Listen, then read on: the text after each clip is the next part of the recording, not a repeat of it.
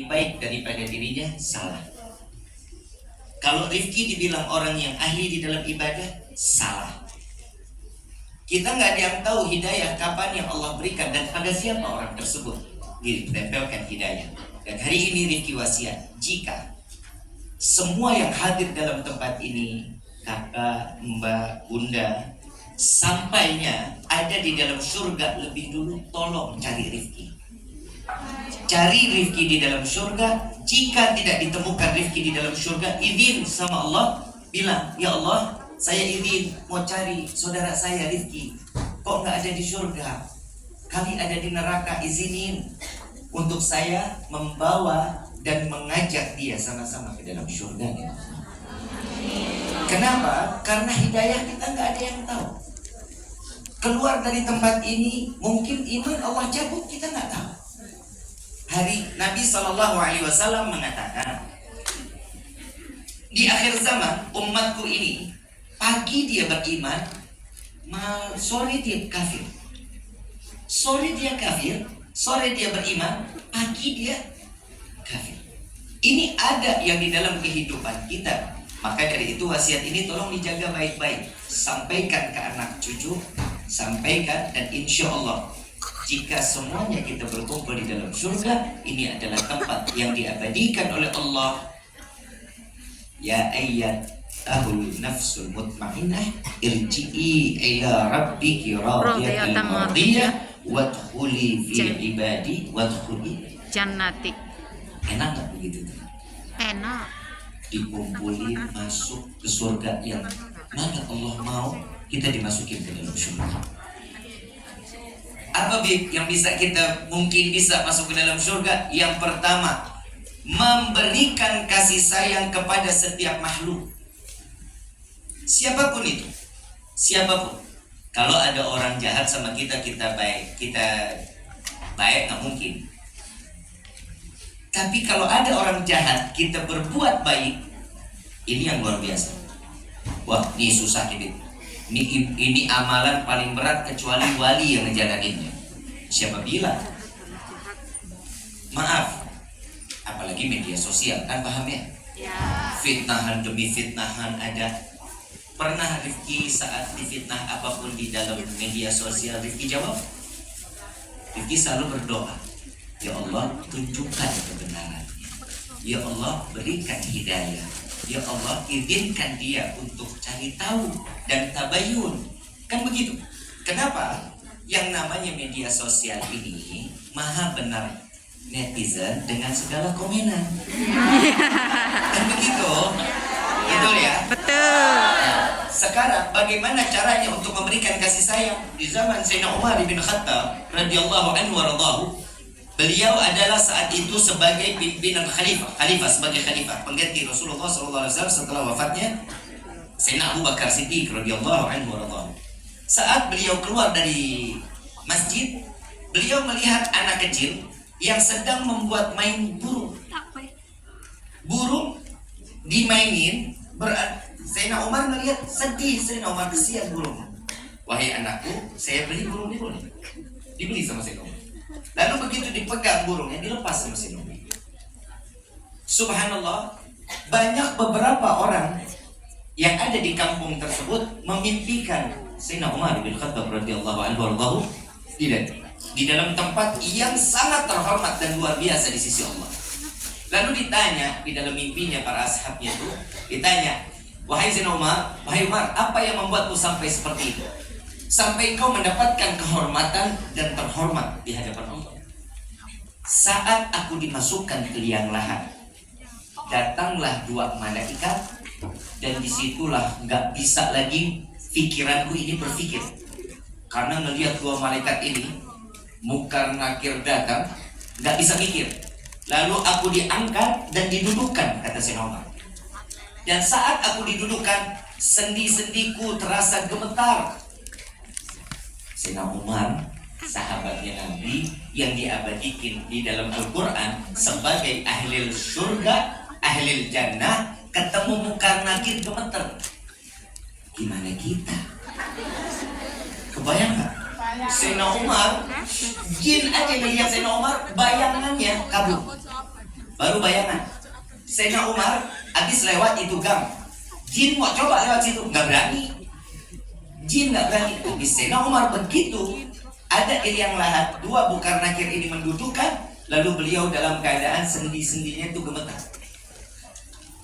Saat beliau dalam keadaan duduk, datanglah suara, tinggalkan dan biarkan dia, karena dia mencintai dan memberikan kasih sayang kepada makhlukku, maka biarkan dia adalah salah satu penghuni surgaku, kata Allah. Cuman karena burung. Paham ya? Kalau dipikir apa kebaikannya? Imam Ghazali radhiyallahu anhu yang kita tahu Ihya Ulumuddin, kitab-kitabnya Imam Ghazali. Imam Ghazali lagi catat kitab, lagi ngarang, lagi bikin nulis ilmu. Satu lalat masuk ke dalam botol tintanya. Satu lalat masuk ke dalam botol tinta.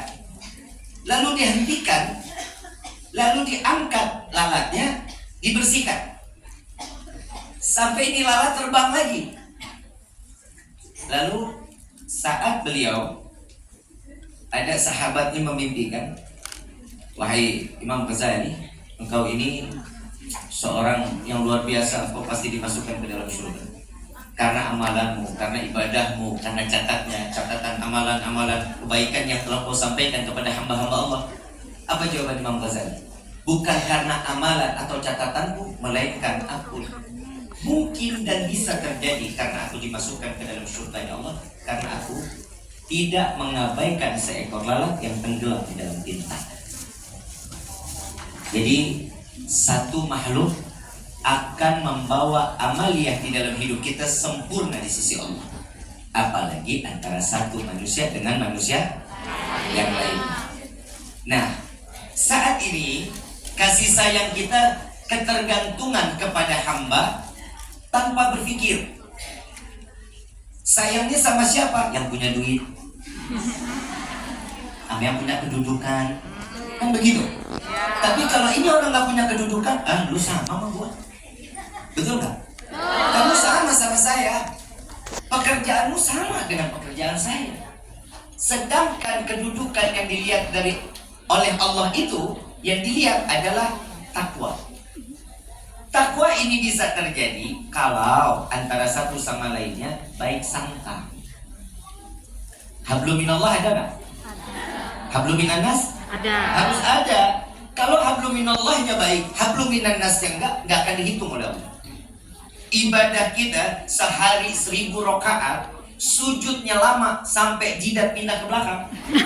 Saking lama sujudnya, menyakiti hati makhluk Allah lainnya, tidak akan diterima ibadah kita sama Allah. Bib, tahu ada kisah Barsiso. Barsiso ini seorang ahli ibadah. Ahli ibadah, saking ibadahnya, wiridnya sampai ngambang. Wirid zikir sampai ngambang, nggak napak tanah. Saking ahli ibadah. Syaitan menggoda nggak berhasil. Jin menggoda nggak berhasil. Iblis turun tangan. Udah yang sini, yang receh-receh minggir kan. Biar urusan saya, kata iblis. Izin sama Allah, ya Allah, saya mau menggoda Barsiso. Silakan kalau kau mampu, kata Allah. Turun Barsiso, duduk di masjid bareng-bareng sama dia. Iblisnya turun, sampingnya Barsiso. Barsiso, kalau boleh dibilang ngambangnya cuman 10 cm lah.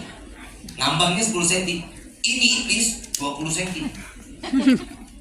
Pikirnya kalau lagi baca tasbihnya itu muternya cepat kayak roda. Sedangkan Barsiso masih satu-satu. Dilihatin sama Barsiso, ada lebih dari saya katanya. Dia tanya, Tuhan, saya melihat Tuhan masih baru di sini katanya. Katanya Barsiso, iya. Saya ingin bertanya, apa yang Tuhan lakukan sampai seperti ini? Ilmunya bagaimana? Oh, mau seperti ini? Gampang. Dulu saya nggak bisa seperti ini, tapi saya harus melakukan 3 hal ini, baru saya sampai seperti ini. Apa kata Barsiso? Yang pertama, membunuh. Dia bilang, oh jangan, dosanya besar. Mengambil nyawa orang lain dosa besar, ini nggak boleh. Baik, zina. Tuh, nggak deh. 40 tahun ibadah saya nggak terima. Yang paling kecil mabuk minum khamar. Nah, kalau ini kecil nih, ini habis minum masih boleh lah, bisa tobat lagi. Si akhirnya bersiswa, ya udah mau belajar sama saya, ikut saya. Jalanlah ke satu warung remang, disuruh minum. Sudah sampai mabuk, dilihat pramuniaganya, waiters ya, cantik luar biasa, diperkosa. Setelah diperkosa, suaminya datang, si waiters, suaminya datang, melihat suaminya dibunuh. Dapatkah tiga-tiga? Karena sesuatu hal yang kecil akan mendapatkan masalah yang besar. Setelah itu apa? Si mahasiswa ditangkap oleh semua masyarakat, dipantek. Saya nggak ngomong ya, ini karena videonya banyak nih. Dipantek.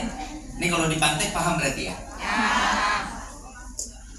Dan saat dipaku, pakai ada yang nggak paham lagi kan?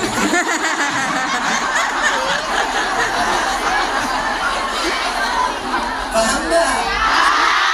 Ini kalau nggak paham kita bahas pantek sejam setengah.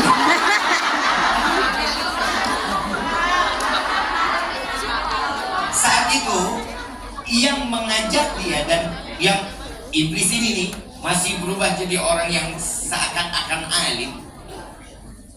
Wahai Tuhan, ayo bantu saya, kata mahasiswa yang lagi dipantek. Bantu saya, aku kan muridmu. Ajarkan ajaranmu, aku jalani. Lalu saat ini engkau tinggalkan aku akan menolongmu, katanya. Tapi maaf, kalau aku ingin menolongmu, sembah dulu aku. Akui aku sebagai Tuhan. Ya mana bisa, saya nggak bisa nyoba orang saya dipantai. Apa jawabannya? Engkau bisa menyembah kepadaku cukup dengan hatimu, katanya.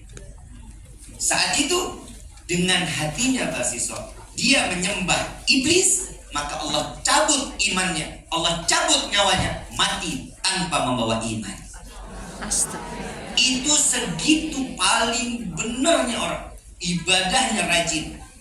Jadi ukuran kita bukan ibadah yang banyaknya, tapi harapan Allah berikan hidayah. Tadi Ustaz Muhammad kan kasih tahu kita tuh, memberikan satu hidayah yang Allah berikan kepada manusia itu jauh lebih mahal. Makanya kalau orang berdoa cuma minta rezeki, murah doanya, murahan doanya, bener-bener.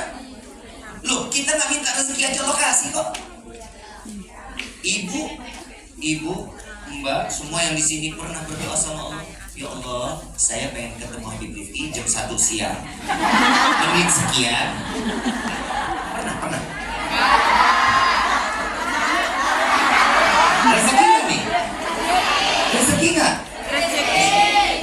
Dan saya pernah minta, ya Allah, saya pengen ketemu Mbak Bunda yang ada di Hong Kong, kumpul sama-sama jam sekian ya Allah. Kalau enggak, saya ngambek. Ada begitu? Allah kumpulin. Dan yang paling parah lagi, kita nggak pernah doa minta oksigen, tapi Allah kasih oksigen. Ada yang pernah di sini umur ada yang 40 lebih? Sama dong sama aku. Yang 50? Ada. Bunda, 50. Ini mau tanya sama Bunda. Bunda pernah minta sama Allah, ya Allah berikan hamba oksigen untuk esok. Tapi Allah kasih. Hari ini ada rezeki nggak yang dikasih?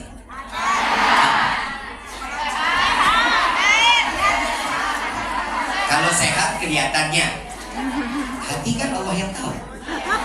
Betul nggak? Air dapat nggak?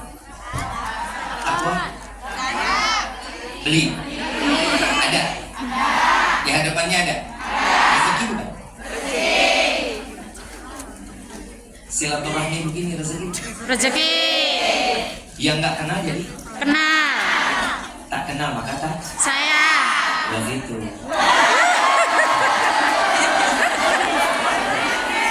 Sarang nih.